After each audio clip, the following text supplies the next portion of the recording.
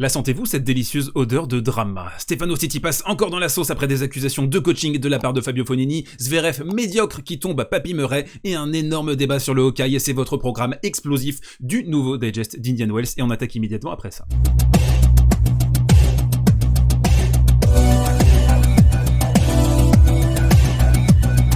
Et on attaque ce côté réseau avec le drama de la nuit dernière et ses accusations proférées par Fabio Fognini à l'encontre de Stefano Tsitsipas de coaching. On le sait, Apostolos Tsitsipas a la langue un petit peu déliée quand il est sur les tribunes, il aime bien encourager son fiston et donc on a eu à 5-2 dans le deuxième set, à 5-3 dans le troisième set et après le match, juste là vous voyez avec cette poignée de main extrêmement glaciale, Fabio Fognini qui a dit écoute ton papa là il arrête pas de jacter dans tous les sens, est-ce qu'il pourrait pas un petit peu la fermer? J'ai l'impression de jouer à 2 contre 1, d'ailleurs a-t-il dit à un moment donné à l'arbitre. Alors, on va mettre les pieds dans le plat tout de suite. Est-ce que ces accusations sont justifiées ou non? La réponse est non. Apostolos Tsitsipas encourageait son fils, il n'y avait pas de coaching à proprement parler. C'est ce qu'a dit d'ailleurs l'arbitre à Fabio Fognini qui ne voulait pas du tout entendre ce type de raisonnement. C'est toléré dans le règlement, donc il faut arrêter pour un oui ou pour un non d'accuser Stefano Tsitsipas et c'est le deuxième volet de ce côté réseau. C'est l'acharnement que subit Stefano Tsitsipas depuis plusieurs semaines. On a eu ce fameux Pipi Gate avec ce qui s'est passé contre Andy Murray à l'US Open. D'autres joueurs passent beaucoup de temps dans les vestiaires, même si Stefano Tsitsipas est clairement l'un des pires dans ce secteur,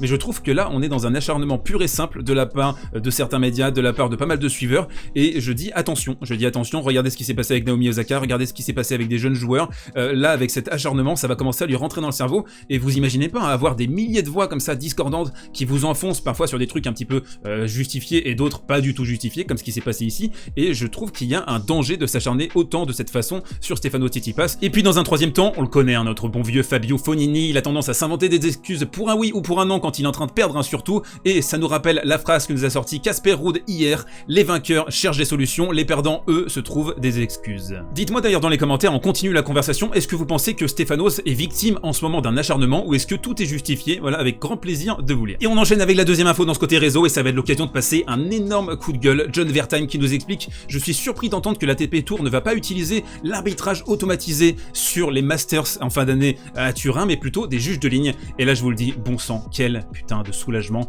j'en ai plein le derche, je n'en peux plus de cet arbitrage automatisé qui dépassionne complètement ce sport. Alors là en plus déjà on a un sport qui, là vous le voyez, ça intéresse pas grand monde, Indian Wells, il y a juste les puristes qui sont là. Si on retire cet arbitrage humanisé, on n'aura plus d'interaction, on n'aura plus de drama, on n'aura plus d'images virales sur les réseaux sociaux, on va être condamné en fait à se retrouver avec un sport qui est extrêmement chiant. On voit les arbitres qui sont là, 15-40, 15A, 30A, c'est des babouins les mecs, ils sont juste payés à lire le score, n'importe qui pourrait faire ça en fait, donc redonnons de l'humanité à ce sport au maximum et arrêtons les conneries. Alors ça me fait penser d'ailleurs à cette news qui est tombée avec Arsène Wenger qui dit il y a de fortes chances pour que le hors-jeu soit automatisé en 2022, donc ça c'est du foot, mais bon, ça nous ramène à un moment où en fait on est dans le sport, un petit peu comme dans la vie de tous les jours, on est trop dans la putain de Watt quoi, il faut se sortir un peu les doigts, revenons à de l'humain, revenons à des interactions réelles et arrêtons ces conneries en fait, parce que là l'évolution je trouve qu'elle est à la fois dangereuse et on se dirige je trouve vers une suraseptisation du sport et de la société. Le sport c'est le reflet de la société et je trouve que c'est une évolution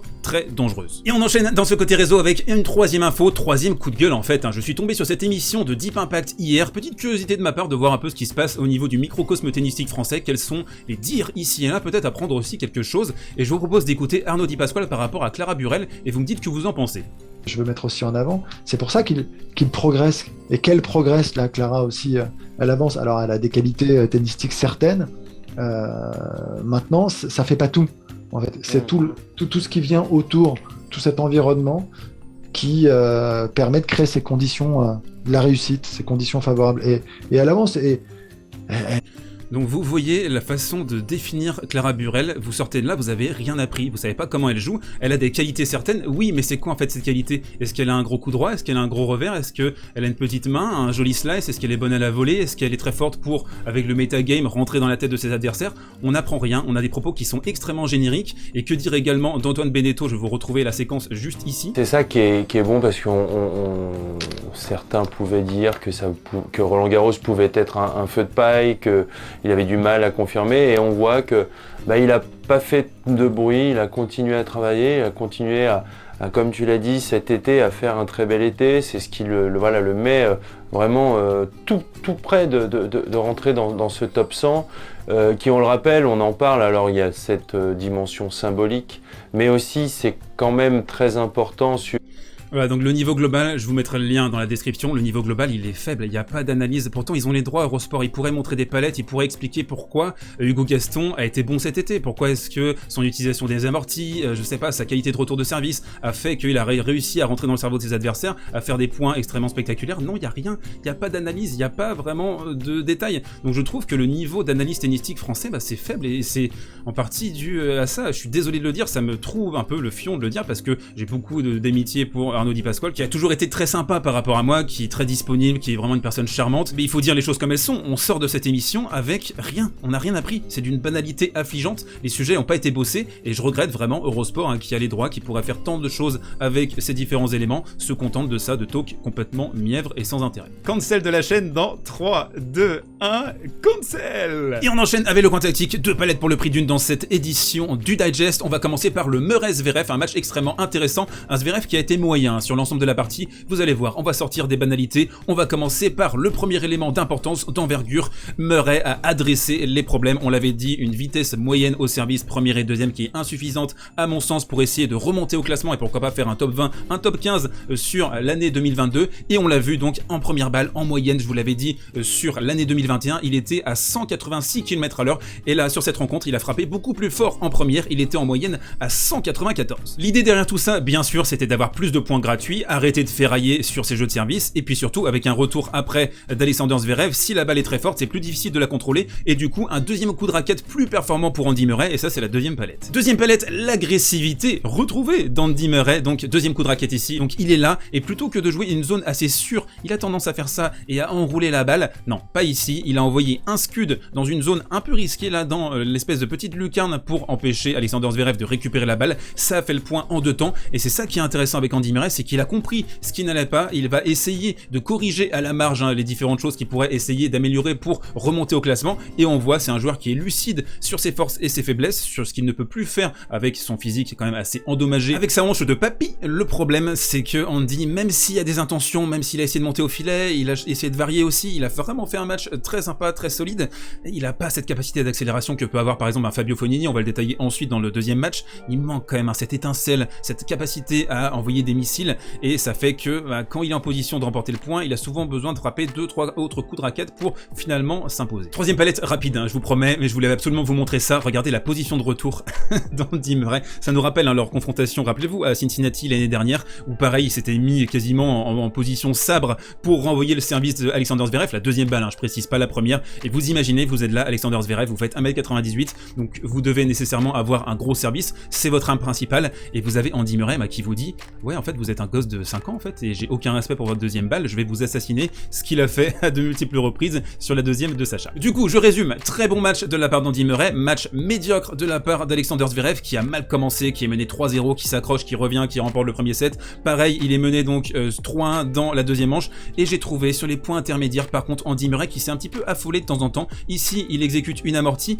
mais le problème c'est que Alexander Zverev est un remarquable athlète, il va récupérer cette amortie avec une course plutôt pas mal, déposer un passing extérieur là, faire le débreak et ensuite il va réussir donc à remporter cette deuxième manche 7-6 avec un tie-break plutôt bien négocié, mais c'est là où on voit que Murray parfois sur la shot selection, sur cette envie un peu de se débarrasser de ses points intermédiaires, c'est comme ça qu'il a relancé Alexander Zverev, qui lui est assis sur un matelas de confiance suffisant pour pouvoir résister à un niveau de jeu très moyen sur un match, surtout face à un Andy Murray vieillissant, mais on va le voir en prochaine palette, ça a été quand même ultra laborieux. Dernière palette symptomatique du niveau de jeu très moyen de la part d'Alexander Zverev, on le voit ici, il a fait le break à 5 partout dans le deuxième set, il sert pour le match, logiquement il envoie 4 missiles en première et c'est terminé, bonsoir, on rentre au vestiaire, et là pourtant Andy Murray va réussir à débreaker parce que Andy Murray va profiter de ses grandes largesses de la part de Zverev ici, un smash satellisé dans le câble, tout le public va se lever et genre mais moi, qu'est-ce qui se passe, pourquoi il joue aussi mal Alexander Zverev aujourd'hui, donc il a dû composer avec ça, mais sa grande qualité, et c'est aussi pour ça hein, qu'il est un joueur hors pair désormais, c'est qu'il peut être assis sur ce matelas de confiance,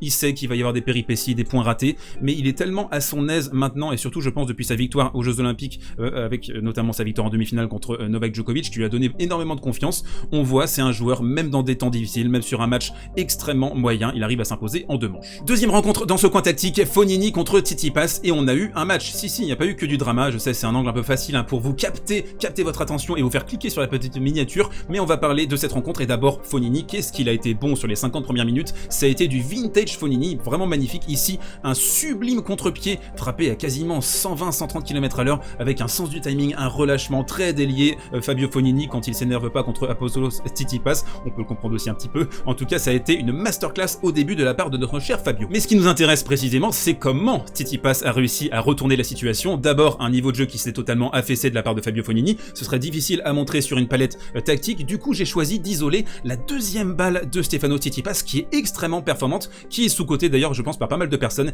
Ici, une deuxième balle intéressante, ça va être un kick sur le corps. Et on a Fognini qui va donc essayer de se décaler, se mettre sur son revers. Il va pas réussir à faire le point de cette façon. Il va donc sortir la balle en longueur. Et on le voit, Tsitsipas qui a vraiment dans son arsenal cette deuxième balle qui est vraiment sublime. Troisième palette et nous allons extraire la quintessence de Stefanos Tsitsipas sur dur dans cette position. C'est une position absolument critique pour lui. Il doit réaliser des différences de cette façon. On l'a vu dans le troisième set, il a frappé un maximum de coups droits après son service. Dans le premier et dans le deuxième, il était trop rapidement isolé sur son revers. Donc ici, déporté un petit peu sur le côté gauche en décalage coup droit. C'est de cette façon que Stefanos Tsitsipas peut être fort sur dur. Il doit être agressif au maximum. Ici, on va le voir, il va envoyer un missile dans cette position. Le problème pour Steph, c'est qu'il peut avoir tendance à la passivité. Et on l'a vu dans le premier set, il a un petit peu attendu, il a mis des balles relativement neutres au milieu. Ça, il peut le faire sur terre battue parce qu'ensuite, si éventuellement il est cloué là, il va avoir les qualités défensives de déplacement, la glissade pour remettre un superbe coup droit et réengager l'échange. S'il est isolé sur son revers sur terre battue, il n'a pas trop de problème à résister de ce côté, mais sur dur, il est impérativement obligé de prendre son destin à son compte et d'être extrêmement offensif. Et on sent, il a besoin de se faire violence, c'est pas trop naturel pour lui et on l'a vu notamment dans le premier set. Quatrième palette, petite interlude, regardez-moi ça, Fabio Fognini qui mime Apostolos Tsitsipas. Cinquième palette, lorsque Pete Sampras était adolescent, il avait un revers à deux mains et puis il a été modifié par son mentor qui s'appelait Pete Fischer et qui lui a dit tu vas jouer à une main. Pourquoi? Parce que les revers à une main, ce sont des revers d'attaquants. On le voit avec Roger Federer, on l'a vu avec Pete Sampras et on le voit également avec Stefanos Tsitsipas. Quand tu as un revers à une main, tu dois créer davantage. Tu ne peux pas t'enferrer dans des rallyes au long cours. Ici, ce que Stefanos va nous faire, c'est qu'il va passer sous la balle et il va déguiser un slice en amortie délicieuse. Fabio Fognini n'y pourra rien, il sera là, mais mamma mia, mais qu'est-ce qu'il me fait Stefanos Tsitsipas et Apostolos qui me casse les oreilles. Et donc pour terminer, c'est cette fragilité, ce sont ces différents éléments tactiques dont on devrait parler et arrêter de se focaliser sur les dramas, n'est-ce pas? Stefanos Tsitsipas est un joueur merveilleux, mangez-en. Et on enchaîne avec la reco du jour. Le rendez-vous ce soir, ce sera à 21h20, le Medvedev-Dimitrov, le remake de la demi-finale de l'US Open 2019. On va se régaler. Je vous attends nombreuses et nombreux sur ma chaîne Twitch. Pour les autres, on se retrouve demain pour un nouveau digest. D'ici là, portez-vous bien, prenez soin de vous et mangez, dégustez du sable.